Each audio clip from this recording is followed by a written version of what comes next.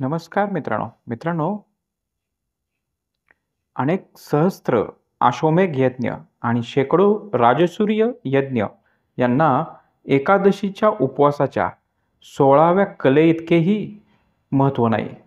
एकादशीच्या दिवशी ब्रह्मांडात कार्यरत असणाऱ्या विष्णू तत्वामुळे वायुमंडळ विष्णू तत्वयुक्त लहरींनी भारित असते. त्यामुळे एकादशी दिवशी तुळस विष्णू तत्वाच्या लहरी जास्त प्रमाणात ग्रहण करते आणि त्यामुळेच तिची आध्यात्मिक स्तरावर कार्य करण्याची क्षमता वाढते.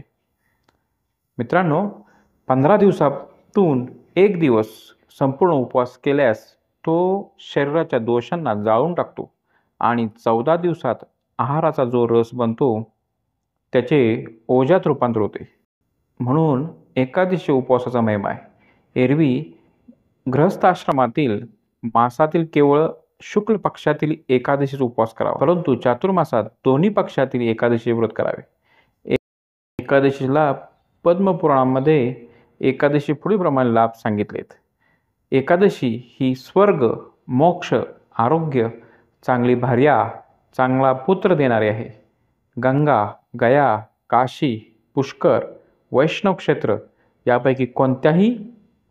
यापैकी कोणालाही एकादशीची बरोबरी करता येणार नाही.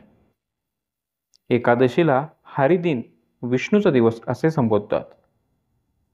एकादशी या व्रताची देवता श्री विष्णू आहे. एकादशीचे स्मार्त आणि भागवत असे 2 प्रकार आहेत. ज्यावेळी एका पक्षात दोन भेद संबोधतात, ज्यावेळी एका पक्षात हे 2 भेद संबोधतील त्यावेळी पंचांगात पहिल्या दिवशी स्मार्त आणि दुसऱ्या दिवशी भागवत एकादशी असे लिहिले असते. शैव लोक स्मार्त एकादशी व वैष्णव लोक भागवत एकादशी पाळतात. प्रत्येक मासात 2 याप्रमाणे वर्षात 24 एकादशा येतात. इतर व्रताप्रमाणे हे व्रत संकल्पाने आणि विधीपूर्वक चालू करावे लागत नाही.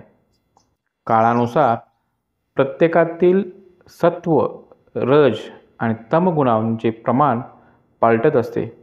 एकादशीच्या दिवशी सर्व प्राणीमात्राची सात्विकता सर्वाधिक असते. त्यामुळे यावेळी साधना केल्यास त्याचा लाभ जास्त होतो. व्रत करण्याची पद्धत. एकादशी व्रत करण्याची पद्धत. एकादशीला काही न खाता केवळ पाणी आणि सुंठ साखर घेतल्यास हे सर्वोत्तम होय. हे शक्य नसल्यास उपवासी पदार्थ खावे. एकादशीला उपवास करून दुसऱ्या दिवशी पारणे करतात. पुण्यसंचय व्हावा या सदहेतूने एकादशीकडे पाहणे अयोग्य आहे. एकादशी व्रत केल्याने सर्व कष्ट लाभ समाज, राष्ट्र आणि व्यक्ती यांना झालेत आणि होणार आहेत. हिंदू धर्माच्या प्रत्येक मासात 2 एकादशी येतात. पहिल्या पंधरवड्यात स्मार्त ही शंकराची आणि दुसऱ्या पंधरवड्यात भागवत ही विष्णूची एकादशी असते. हिंदू धर्माच्या सर्व मासातील तिथी चंद्राच्या भ्रमणावर निर्मिल्या आहेत. अमावस्या ते पौर्णिमा यांच्या मधल्या पंधरवड्यात शुक्ल पक्ष आणि पौर्णिमा ते अमावस्या यातील पंधरवड्यात कृष्ण पक्ष असे संबोधतात. यात चंद्र वर्षाप्रमाणे प्रति मासाला 2 एकादशी येतात.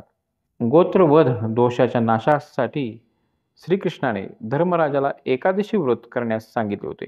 महाभारत युद्धामध्ये गोत्रवध झाल्यामुळे धर्मराजाने गोत्रवध दोषाच्या नाशासाठी काय करावे असे कृष्णाला विचारले.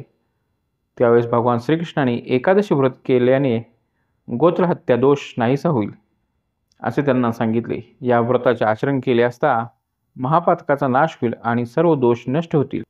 पौराणिक कथांमध्ये मानवावर संस्कार करण्याची क्षमता असून व्रतवैकल्यामध्ये लपलेल्या विज्ञानामुळे मानवाचे कल्याण होणार असते. आपल्या पौराणिक कथांमध्ये एक वैचारिक सूत्र असते. त्याप्रमाणे त्यामध्ये मानवावर संस्कार करण्याची क्षमता असते. इतकेच नव्हे तर या व्रतवैकल्यामध्ये मानवाला कल्याणकारी असे विज्ञानही लपले आहे. सरळ रूपाने एकादशी उपवास करा असे सांगितले तर लोक सिद्ध होतातच असे नाही.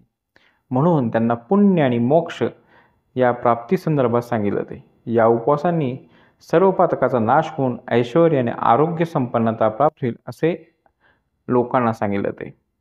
शरीर निरोगी राहण्यासाठी एकादशी महत्त्वाची. आपले शरीर पृथ्वी, आप, तेज, वायू, आकाश या पंचमहाभूतांनी बनले असून या पंचमहाभूतातील पंचतत्वे आपल्या शरीरात कार्य करत असतात. या सर्वांचा आपल्या शरीरावर परिणाम होत असतो. वातावरणातील असंतुलन आपल्या आरोग्यावर अनिष्ट परिणाम करत असते. त्यामुळे आपले शरीर निरोगी राहण्यासाठी एकादशी व्रत करणे महत्त्वाचे आहे. शरीर निरोगी आणि प्रतिकारक्षम बनवणे आणि चंद्राच्या कारकत्वाला प्रतिकार करणे यासाठी एकादशीचा उपवास आरोग्यासाठी आवश्यक. एकादशीनंतर पौर्णिमा आणि अमावस्या या 2 तिथी येतात. त्यावेळी आकाशात पूर्ण चंद्र आणि अस्तंगत चंद्र असतो. चंद्र हा मनाचा कारक आहे, त्याप्रमाणे तो जलावरही परिणाम करतो. अमावस्या आणि पौर्णिमा या तिथींना समुद्राला येणारी भरती आणि ओहोटी ही चंद्राचा समुद्रातील पाण्यावर होणारा परिणाम दर्शवते. त्याचप्रमाणे भूपृष्ठावरील आणि मानवी शरीरातील पाणी यावरही चंद्राचा परिणाम होत असतो. शरीरातील जलतत्व आणि मन यावर चंद्राचा परिणाम झाल्यामुळे फेफरे येणे, फिट येणे, शरीर कमकुवत होणे इत्यादी आजार होण्याची शक्यता असते. त्यामुळे शरीर निरोगी आणि प्रतिकारक्षम बनवणे आणि चंद्राच्या कारकत्वाला प्रतिकार करणे यासाठी एकादशी उपवास आरोग्यासाठी आवश्यक आहे. मित्रांनो, ही माहिती तुम्हाला कशी वाटली? लाईक करा, शेअर करा, सबस्क्राईब करा. थँक्यू.